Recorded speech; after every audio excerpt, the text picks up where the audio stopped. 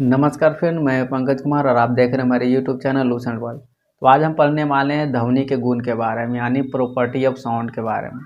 इसके पहले हम लोग भाग 2 में पढ़े थे ध्वनि की स्पीड, यानी स्पीड ऑफ साउंड के बारे में पढ़े थे। ठीक है, आज हम पढ़ने वाले हैं ध्वनि के गुण के बारे में। ठीक है, तो चलिए वीडियो को स्टार्ट करते हैं।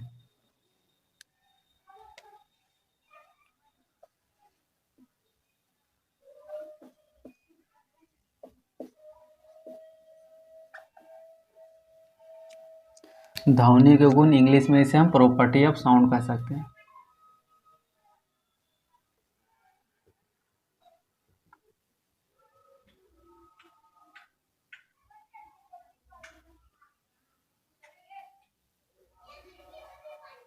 ठीक है, ध्वनि के गुण यानी प्रॉपर्टी ऑफ साउंड के बारे में।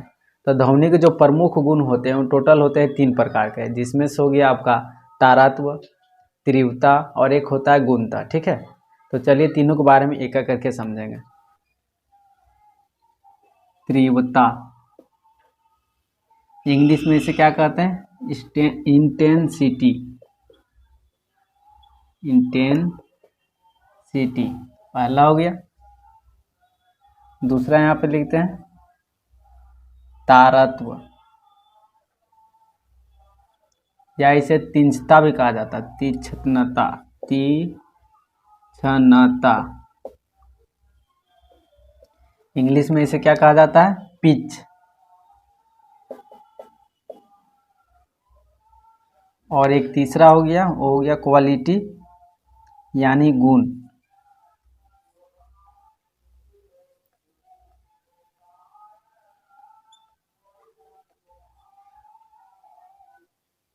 ये मुख्य जो होते हैं साउंड के जो गुण होते हैं, यानी प्रॉपर्टी ऑफ साउंड जो होते हैं, 3 प्रमुख गुण होते हैं, जिसमें तीव्रता हो गया, तारत्व हो गया और एक गुण हो गया यानी क्वालिटी।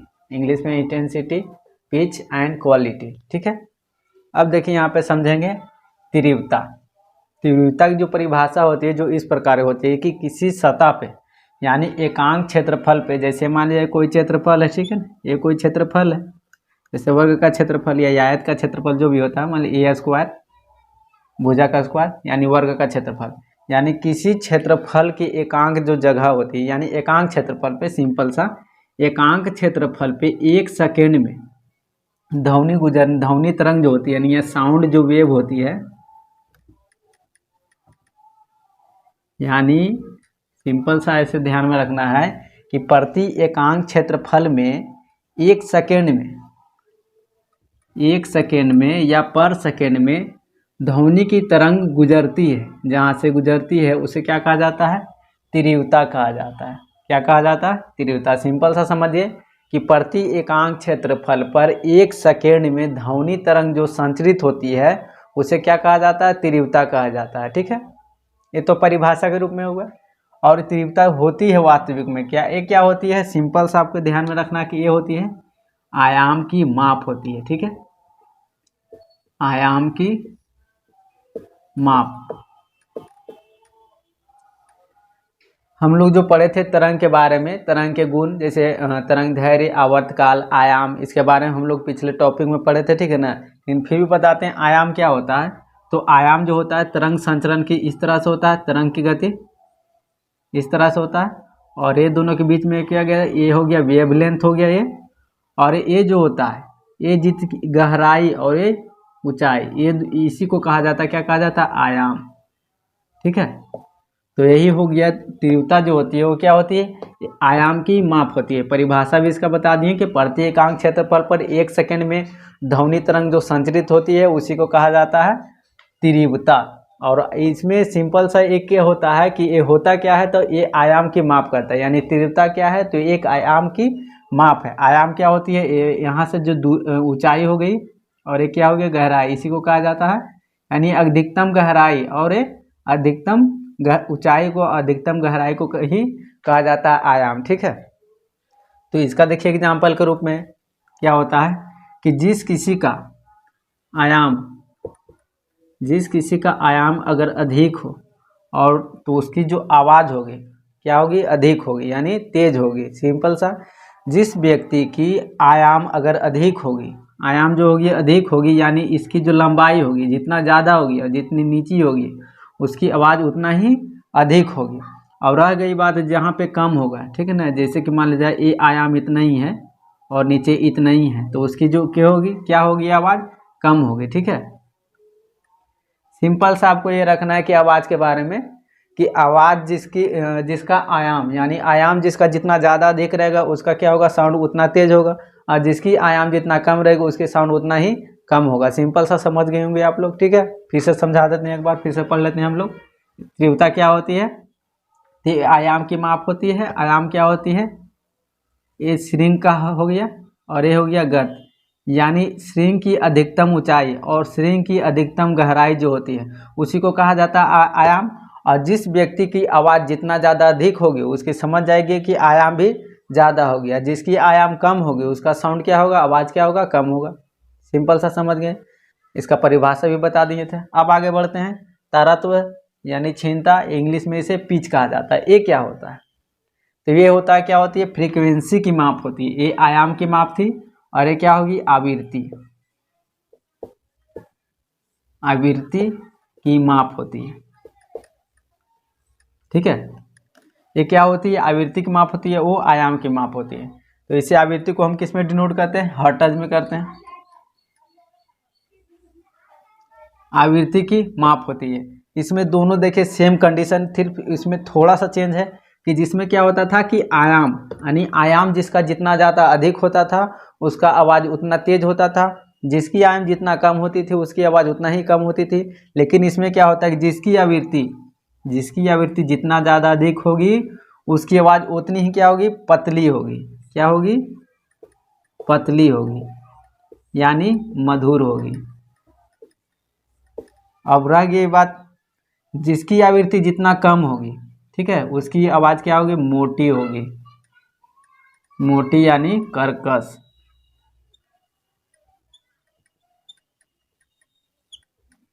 दोनों सेम कंडीशन में। इसमें सिर्फ क्या होता है कि आयाम जिसका अधिक होगा उसका साउंड अधिक, फिर से हम बता देते हैं, क्लियर हो जाएगा कि जिसकी आयाम जितना अधिक होगी उसकी आवाज़ उतना अधिक होगी, और जिसकी आयाम जितना कम होगी उसकी आवाज़ उतना कम होगी। अब इसमें रह गया तारत्व यानी क्षीणता, इंग्लिश में पिच। इसमें क्या होता है, ये क्या हो, फ्रीक्वेंसी की माप यानी आवृत्ति की माप होती है। ठीक है, इसमें क्या होता है कि जिसकी आवृत्ति जितना ज़्यादा अधिक होगी उसकी जो आवाज़ होगी उतना ही पतली होगी, और जिसकी आवृत्ति जितना कम होगी उसकी आवाज़ उतना ही मोटी यानी कर्कश होती है। एग्जाम्पल के रूप में जैसे क्या होता है, लड़कियों के होती है, जैसे गर्ल जो होती हैं, लड़कियों की आवाज़ और एक बच्चों की आवाज़ होती है। लड़कियों के बाद छोटे बच्चे होते हैं उनके देखिए आवाज़ जो होता है कितना होता है, एकदम मीठा मीठा बोलती है। तो उसमें क्या होता है, उनकी जो आवृत्ति होती है क्या होती है, ज़्यादा होती है। आवृत्ति किस तरह से, ऐसे देखिए, ये तो आयाम बताए थे, अब फ्रीक्वेंसी किस तरह से होती है देखिए यहाँ पे बता देते हैं। फ्रीक्वेंसी ये हो गया, एक और बना देते हैं। ठीक है, इसमें देखिए फ्रीक्वेंसी क्या है, अधिक है, और इसमें क्या है, कम है। तो ये फ्रीक्वेंसी किसके लिए हो गया, गर्ल के लिए। ये किसके लिए हो गया, बॉय के लिए। सिंपल सा है। फ्रीक्वेंसी देखिए कहाँ, फ्रीक्वेंसी जिसका जितना ज़्यादा अधिक होगी उसकी आवाज़ उतनी ही पतली और मधुर होगी। फ्रीक्वेंसी की मात्रा देखिए यहाँ पे कम है, तो क्या होगा, ये लड़कों में होता है, यहाँ पे लिख देते हैं, लड़कों में, और जो शेर दहाड़ता है शेर में। ठीक है, ये सब की जो फ्रीक्वेंसी होती है वो क्या होती है, कम होती है। जिसकी फ्रीक्वेंसी कम होती है उसकी आवाज़ क्या होती है, मोटी होती है और कर्कश होती है। ठीक है, तो ये दोनों तो समझ गए होंगे आप लोग। अब बढ़ते हैं तीसरा, गुण यानी क्वालिटी के बारे में। तो इसमें देखिए क्या होता है कि दो ध्वनि है। ठीक है, दो ध्वनि है जिसमें क्या है, समान आवृत्ति, पहले आयाम, और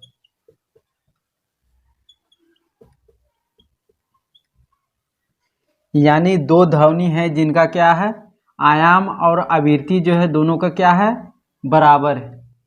क्या है, बराबर है। ठीक है ना, यानी दो ध्वनि जिनका आयाम आवृत्ति दोनों का सेम हो, उसको हम किस तरह से पकड़ सकते हैं, और जो पकड़ने की जो गुण होती है उसी को कहा जाता है क्वालिटी यानी गुण कहा जाता है। ठीक है, यानी दोनों का जो आयाम है और जो आवृत्ति है दोनों का एक ही है, लेकिन फिर भी उसको जो पकड़ने का रहता है दोनों अलग। जैसे हम बोल रहे हैं, ठीक है ना, अगर हम किसी बात को, जैसे मोबाइल में रिकॉर्ड हो रहा है तो ठीक है, वो मोबाइल में जो रिकॉर्डिंग किया गया है जो आवाज़ और जो हम डायरेक्ट बोल रहे हैं वो दोनों में अगर हम दोनों सुनेंगे, कोई भी सुनेगा तो पकड़ सकता है।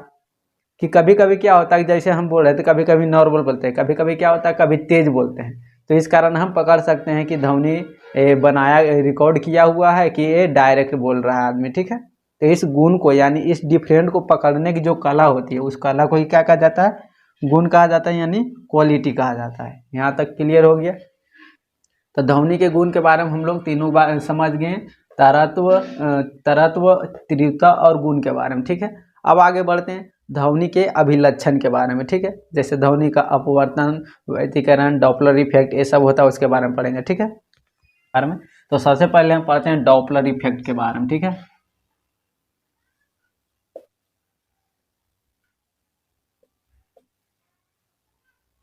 डॉपलर इफेक्ट यानी डॉपलर प्रभाव, सिंपल सा बोल सकते हैं। ठीक है, तो डॉपलर इफेक्ट क्या होती है, तो डॉपलर इफेक्ट जो होती है वो क्या होती है, जैसे एग्जाम्पल के रूप में यहाँ पढ़ेंगे। ठीक है, ये कोई यहाँ पे व्यक्ति है, ठीक है, और इसके बगल से एक रेलवे ट्रैक मान लिया जाए, ये रेलवे ट्रैक है, ठीक है ना, और ये मनुष्य यहाँ पे पर्यवेक्षक जो है खड़ा है और ये सुन रहा है आवाज़ को। तो क्या होती है, मान ली इस तरफ से ट्रेन आ रही है, एक तरफ से क्या होती है, एक तरफ से जा रही है। तो इसमें देखिए क्या होता है, जब आती है तो आदमी आंखें बंद करके भी महसूस कर सकता है कि ये ट्रेन किस की ओर जा रही है या किस ट्रेन किस ओर आ रही है। तो क्या होती है, जब ये ट्रेन जब हमारे नदी की तरफ आती है तो क्या होती है, इसकी आवाज़ क्या होती है, बढ़ी हुई महसूस होती है, यानी क्या होती है, तीव्रता जो होती है वो क्या होती है, वो बढ़ी हुई महसूस होती है। और जब ये हमारे पास आके जब ये साइड निकल जाती है तो क्या होती है, तीव्रता घटी हुई महसूस होती है।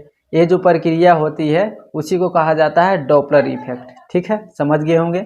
यानी क्या होता है कि पास आती हुई रेलगाड़ी की जो आवाज़ होती है वो क्या होती है, अधिक सुनाई देती है, और जैसे ही पार हो जाती है वो क्या होती है, कम सुनाई पड़ती है। ठीक ना, इसी घटना को कहा जाता है डॉपलर इफेक्ट। ठीक है, ध्वनि का परावर्तन, ध्वनि का परावर्तन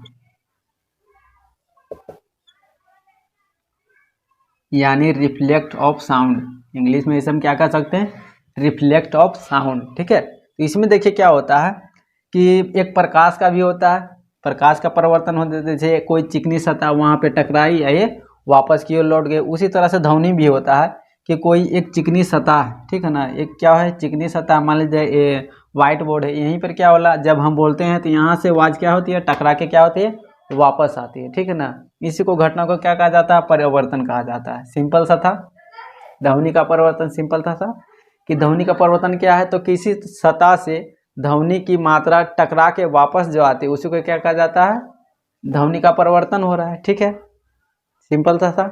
अब आगे बढ़ते हैं, इसमें यहाँ पे लिख देते हैं किसी सतह से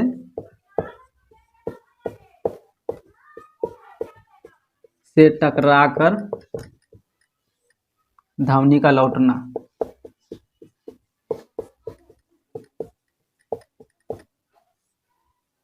ठीक है, किसी सतह से टकराकर ध्वनि का लौटना क्या कहलाती है, ध्वनि का परिवर्तन। अब इसमें आगे पढ़ते हैं इको यानी प्राध्वनि, इको यानी प्राध्वनि, ये क्या होती है, तो पराध्वनि जो क्या होती है, ये ध्वनि का परिवर्तन से ही पराध्वनि का निर्माण होता है। देखिए कैसे होता है कि किसी सतह से ध्वनि का टकरा के ध्वनि का लौटना क्या कराते हैं, परिवर्तन कराता है। लेकिन क्या होती है, जब ध्वनि का परिवर्तन किसी में होता है, यानी ध्वनि का जब परिवर्तन होता है, ध्वनि का परावर्तन होने के बाद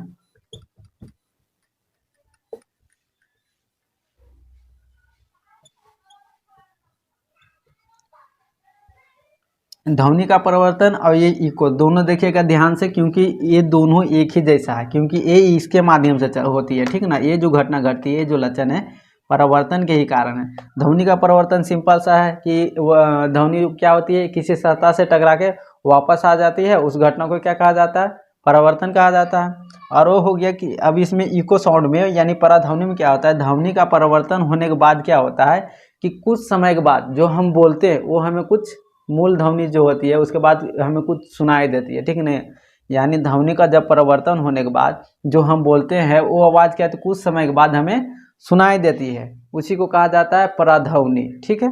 सिंपल सा है, यानी जो हम अभी बोल रहे हैं तो कुछ देर के बाद क्या होता है, एक चिकनी सतह से टकरा के जब वापस आती है तो वो जब हम सुनते हैं उसी को क्या कहा जाता है, इको साउंड यानी पराध्वनि, ठीक है।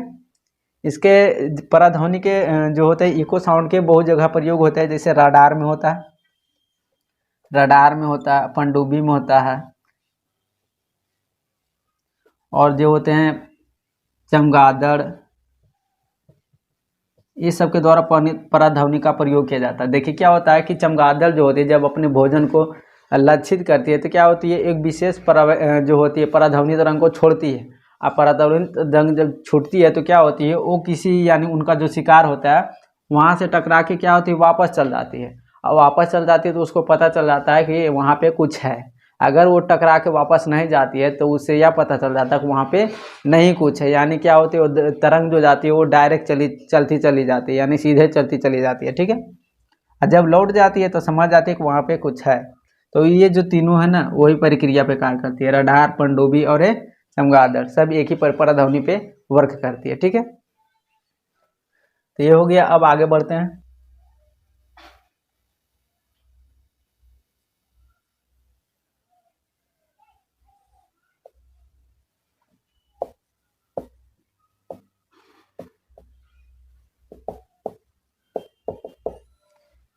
अनुरणन यानी रिवर्बरेशन ध्वनि का ही एक अभिलक्षण है। इसमें देखिए क्या होता है कि कोई हॉल होता है जो चारों तरफ से पैक होता है, जब हम आवाज़ लगाते हैं तो क्या होती है, आवाज़ गूंजता है, मतलब कि जैसे कि हम बोलें और वहाँ से हट भी गए ना तो कुछ समय तक क्या होता है, आवाज़ गूंजते रहती है, उसी को क्या कहा जाता है, अनुरणन यानी रिवर्बरेशन। सिंपल सा है, जैसे हम कहीं पे एक ऐसी जगह जहाँ पे चिल्लाते हैं वहाँ पे क्या होता है कि कुछ समय तक यानी कुछ सेकंड पर आवाज़ क्या होती है, गूंजते रहती है। अब जैसे बहुत सारे अब इलेक्ट्रॉनिक डिवाइस आए हैं, जैसे माइक होता है, कोई ऐसा माइक होता है जब उसमें बोलते हैं तो क्या आवाज़ 2-3 बार क्या करती है, रिपीट करती है, रुक जाने के बाद, यानी हमारी आवाज़ रुक जाने के बावजूद भी वो 2-3 बार तक रिपीट करती रहती है, उसी को कहा जाता है अनुरणन यानी रिवर्बरेशन कहा जाता है, ठीक है। अब देखिए इसका जो इफेक्ट पड़ता है वो कहाँ कहाँ पर, जैसे हो गया म्यूजिक कार्यक्रम, संगीत कार्यक्रम जो होते हैं, ठीक है ना, संगीत कार्यक्रम, इसमें देखिए इफेक्ट डालती है। क्या होती है कि अगर मान लिया जाए जहाँ पे संगीत कार्यक्रम हो रही है उसके आसपास के जो दीवारें यानी दीवारें जो होती है उनकी सतह जो होती है वो क्या होती है, बिल्कुल चिकनी होती है। तो चिकनी होती है तो जो जब संगीत शुरू होता है तो क्या होती है, वो आवाज़ रिपीट होने लगती है। जैसे हम हेलो बोलें तो क्या होता है, हेलो की जो प्रक्रिया होता है 3-4-5 बार रिपीट होती है, जिसके कारण क्या होता है जो दर्शक लोग आते हैं वो अच्छा से सुनाई नहीं दे पाता है। इसलिए जहाँ पे संगीत वगैरह जब गाना वाना जो होता है वो रिकॉर्डिंग होता है तो वहाँ के जो 4 दीवारी होते हैं वो विशेष प्रकार के बनाए जाते हैं, जिसमें क्या होता है उनके दीवारें सतह जो होती है, दीवारें की जो सतह होती है वो चिकना ना रहकर क्या होती है, खुरदुरा होती है, यानी प्लेन ने पूरा खड़खाबड़ जिसको बोलते हैं खुरदरा होना चाहिए, ताकि क्या होता है कि आवाज़ को क्या करती है, शोषित कर लेती है, जिसके कारण क्या होता है, रिफ्लेक्ट नहीं होती है, ठीक है। सिंपल सा था। अब आगे बढ़ते हैं, अपवर्तन, ध्वनि का अपवर्तन। इसमें देखिए क्या होता है कि जब ध्वनि एक स्थान से दूसरे स्थान पर जाती है तो उनके जो मार्ग होते हैं, जैसे मान लिया जाए कि ध्वनि यहाँ से यहाँ तक जा रही है, ठीक है ना, यहाँ से यहाँ जा रही है, तो क्या होती है कि अपने मार्ग से जाते जाते क्या होता है, कभी कभी विचलित हो जाती है और ये क्या होती है, दूसरे के मार्ग को ग्रहण कर लेती है और उस रास्ते में चलने लगती है। तो ये जो प्रक्रिया होती है, ये जो घटना घटती है, उसी घटना को क्या कहा जाता है, ध्वनि का अपवर्तन। यानी ध्वनि तरंगे एक स्थान से दूसरे स्थान जाने के क्रम में अपने मार्ग से विचलित हो जाते हैं और विचलित हो जाए कि वो दूसरे रास्ते में चले जाते हैं, और ये जो घटना होती है उसी को कहा जाता है ध्वनि का अपवर्तन। इसका देखिए एक एग्जाम्पल यहाँ पर देते हैं कि इसका एग्जाम्पल क्या होता है कि जब हम अभी दिन में होता है, जब दिन में हम जब बोलते हैं तो हमारी आवाज़ ज़्यादा दूर तक नहीं पहुँच पाती है, ठीक है ना। तो और रात को क्या होता है कि जब हम बोलते हैं तो बहुत दूर तक आवाज़ आती है। इसका जो रीजन होता है, इसका जो कारक होता है वो क्या होता है, ध्वनि का अपवर्तन। ये देखिए वर्क कैसे करती है। तो जैसे जैसे ये यहाँ पे दो बना देते हैं, एक दिन के लिए एक रात के लिए, ठीक है ना। तो जब हम दिन में बोलते हैं तो हमारी जो आवाज़ है वो क्या होती है, आवाज़ ध्वनि तरंग के माध्यम, वेव के माध्यम से जाती है। तो क्या होती है, कुछ दूर जाने के बाद ये किसी अन्य मार्ग में चले जाते हैं। अन्य मार्ग में जा यहाँ पे क्या हो, ये हो रहे, ये विचलित हो गए या विचलित होकर दूसरे मार्ग में चले गए, जिसके कारण क्या होती है, हम लोगों का जो आवाज़ होता है, हम लोगों का जो आवाज़ होता है वो ज़्यादा दूर नहीं पहुँच पाती है।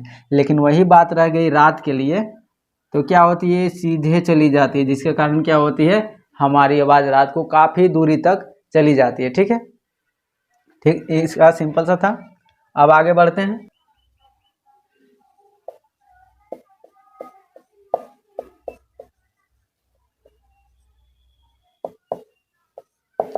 ध्वनि का अनुनाद, इसमें देखिए क्या होता है। ध्वनि का अनुनाद में क्या होता है कि जैसे कोई भी प्रकृति में कोई वस्तु है, ठीक है ना, ये कोई ऑब्जेक्ट है, ये कोई वस्तु है, तो इसमें सभी भी जितने भी पृथ्वी पे वस्तु है सभी में प्राकृतिक रूप से आवृत्ति होती है, ठीक है ना। जब इसमें एक आवृत्ति है और जो ये हो गया, क्या हो गया, नेचुरली समझे तो इस वस्तु का ये क्या हो गया, नेचुरली आवृत्ति हो गया, यानी नेचुरली फ्रीक्वेंसी। जब इस पे आवृत्ति बल लगाया जाता बाहर से, यानी आवृत्ति जो बल लगाया जाता बाहर से, उसकी आवृत्ति अगर इसके बराबर हो जाती है, अगर इसके बराबर हो जाती है, ये न्यूट्रल हो गया, एक कृत्रिम, यहाँ पे लिख देते हैं कृत्रिम आवृत्ति, ठीक है। यानी नेचुरल फ्रीक्वेंसी कृत्रिम आवृत्ति के अगर बराबर हो जाता है तो इस घटना को ही कहा जाता है ध्वनि का अनुनाद। ठीक है, सिंपल सा फिर से समझ देते हैं कि किसी वस्तु का प्राकृतिक जो आवृत्ति होती है, जो बाहर से आवृत्ति बल लगा रहे, उस आवृत्ति बल के अगर बराबर हो गया तो उस घटना को कहा जाता है अनुनाद कहा जाता है। ठीक है, सिंपल सा है। देखिए इसका एक एग्जाम्पल देखिए यहाँ पे लेते हैं। इसमें देखिए क्या होता है कि जब ये नेचुरल फ्रीक्वेंसी या कृत्रिम आवृत्ति जब दोनों एक हो जाती है तो उस ध्वनि का जो कंपन होता है क्या, अधिकतम हो जाती है, यानी क्या होती है, बहुत ज़्यादा अधिकतम हो जाती है। ठीक है, और वो जो अधिकतम होने की जो घटना है उस घटना को क्या कहा जाता है, अनुनाद कहा जाता है। यही हो गया अनुनाद। यानी किसी वस्तु का प्राकृतिक फ्रीक्वेंसी जो हो गया नेचुरल फ्रीक्वेंसी, बाहर से जो लगाई गई कृत्रिम रूप से जो लगाई गई आवृत्ति जो बल होती है उसके बल के बराबर हो जाती है, तो क्या होती है, उस वस्तु ध्वनि की जो कंपन होती है, वो ध्वनि की कंपन क्या होती है, बहुत अधिक हो जाती है, नहीं अधिकतम हो जाती है। ठीक ना, और वो जो घटना होती है उस घटना को अनुनाद कहा जाता है। एग्जाम्पल के रूप में देखिए यहाँ पे क्या होती है कि जब एक सेना की टुकड़ी जब पुल पे पार करती है तो क्या होती है, उनको कदम से कदम मिला के नहीं चलने के लिए कहा जाता है। ऐसा क्यों कहा जाता है, तो देखिए जब कदम से कदम मिलाएगा तो उस पुल की जो अथी है, क्या उसको बोलते हैं, पुल की जो आवृत्ति होती है, यानी पुल की जो नेचुरली, पुल तो हो गया एक कृत्रिम से बनाया हुआ है, लेकिन उसमें एक वस्तु, एक प्रकार की पुल वस्तु है, तो उसमें नेचुरली फ्रीक्वेंसी है, और जो हम लोग चलते यानी सेना जो चल रही है उसकी फ्रीक्वेंसी अगर ये दोनों का बराबर हो जाता है तो क्या होता है, ध्वनि का कंपन अधिकतम हो जाती है। और जैसे ही कंपन अधिकतम होगी तो क्या होगी, पुल क्या होगी, टूट जाएगी। पुल क्या होगी, उस ध्वनि के कंपन के द्वारा टूट जाएगी। इसीलिए सेना को कहा जाता है कि पुल पे चलते समय कदम ताल मिलाकर ना चले। अगर कदम ताल मिलाया जाए तो दोनों की फ्रीक्वेंसी क्या हो जाएगी, बराबर हो जाएगी, सेना की और पुल की, और जिसके कारण होगा ध्वनि की जो कंपन होती है वो अधिकतम हो जाएगी, अधिकतम हो जाएगी, जिसके वजह से क्या हो गया, पुल टूट जाएगी। ठीक है, ये हो गया। अब आगे बढ़ते हैं इसमें।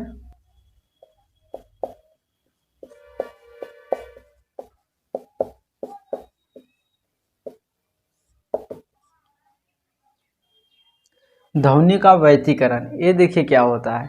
इसमें क्या होता है, जब दो ध्वनि, एग्जाम्पल में समझेंगे तो और अच्छा से समझेंगे। जैसे मान लीजिए ये कोई दो, मान लीजिए कोई स्पीकर है, ठीक है ना, यहाँ से आवाज़ निकल रही है, यहाँ से भी आवाज़, दोनों की सामने सामने है, तो क्या होती है, जब दोनों सामने सामने से ध्वनि निकलती है तो दोनों आपस में जब टकराती है तो कुछ समय के लिए जो ध्वनि होती है वो क्या होती है, अधिकतम हो जाती है, और कुछ समय के बाद क्या होता है, वो एकदम नीचे हो जाती है।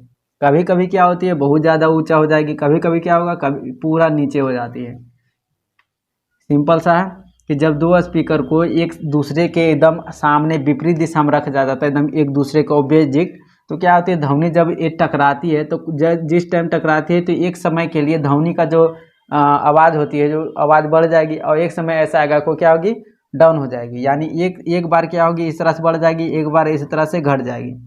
तो जो हम लोग सुनते हैं तो कभी कभी क्या होता है कि ध्वनि एक बार क्या होता है बढ़ जाता है, यानी 2-3 सेकंड के लिए क्या होती है आवाज़ बढ़ जाती है, और कभी कभी क्या होती है कि आवाज़ 2-3 सेकंड के लिए घट जाती है। ये जो घटना होती है इस घटना को ही कहा जाता है प्रकाश का व्यतिकरण। ठीक है। देखिए इसमें क्या होता है विवर्तन क्या होता है, जब ध्वनि एक स्थान से दूसरे स्थान जाती है, यानी यहाँ से जब यहाँ जाती है तो क्या होती है, मान लीजिए यहाँ पे कोई दीवार आ गई, ठीक है, तो दीवार आएगी तो क्या होगी या तो ये इधर की ओर जाएगी या तो फिर इधर की ओर जाएगी। ठीक है। तो ये जो यानी ध्वनि का किसी सतह से टकरा के मुड़ना, यानी ध्वनि का किसी सतह से टकरा कर मुड़ने की घटना को क्या कहा जाता है विवर्तन कहा जाता है। सिंपल सा है कि ध्वनि का किसी सतह से टकरा कर मुड़ना ही विवर्तन कहा जाता है। और ये विवर्तन की जो घटना होती है देखिए किस तरह से हम महसूस कर सकते हैं। देखिए यहाँ पे एक डायग्राम बनाते हैं।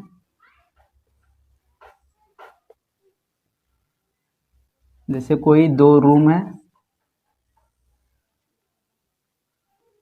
ठीक है ना, कोई 2 रूम है, एक गलियारा है। जब यहाँ से हम आवाज़ लगाते हैं, यहाँ पे आवाज़ लगा रहे हैं, ठीक है ना, आवाज़ लगा रहे थे इधर की ओर जा रही है और टकरा के क्या हो रही है फिर वापस आ रही है। जब इसको इस दरवाजे को अगर बंद कर दिया जाए तो यहाँ से जब चिल्लाएंगे तो ये तो अंदर जाएगी नहीं, यहाँ से टकरा के क्या होगी वापस आएगी और इस तरह से जाते जाएगी और ये जहाँ पे खाली जगह रहेगा वहाँ पे ये चली जाएगी, यानी इस रूम में चली जाएगी। यानी यहाँ पे आवाज़ आ रहा है तो इस रूम में भी आवाज़ सुन सकते हैं। जैसे क्या होता है कि हम लोग अपने रूम में जब स्टडी करते रहते हैं या कुछ भी करते रहते हैं तो क्या होता है कि बाहर से बच्चे लोग जब शोरगुल करते हैं तो क्या होता है हमें महसूस होता है कि वहाँ पे कोई बच्चा चिल्ला रहा है, तो ध्वनि किस तरह से वो आती है, तो यही क्या होती है टकरा टकरा के जहाँ पे भी खाली स्थान मिला वहाँ पे ध्वनि घुस जाती है। अगर पूरा आपका दीवार जो है पूरा एकदम क्या होगा एकदम सतह चिकनादार होगा तो क्या होगी आवाज़ बहुत कम आएगी। तो इसी घटना को क्या कहा जाता है विवर्तन कहा जाता है। तो ये था टॉपिक ध्वनि के गुण और अभिलक्षण के बारे में। ठीक है ना, तो आज का टॉपिक यहीं पे समाप्त होता है। अब मिलेंगे अगले टॉपिक में। ठीक है। अगर हमारे द्वारा दी गई जानकारी अगर आपको अच्छी लगी हो तो हमारे वीडियो को लाइक ज़रूर करें और चैनल को ज़रूर सब्सक्राइब करें। धन्यवाद।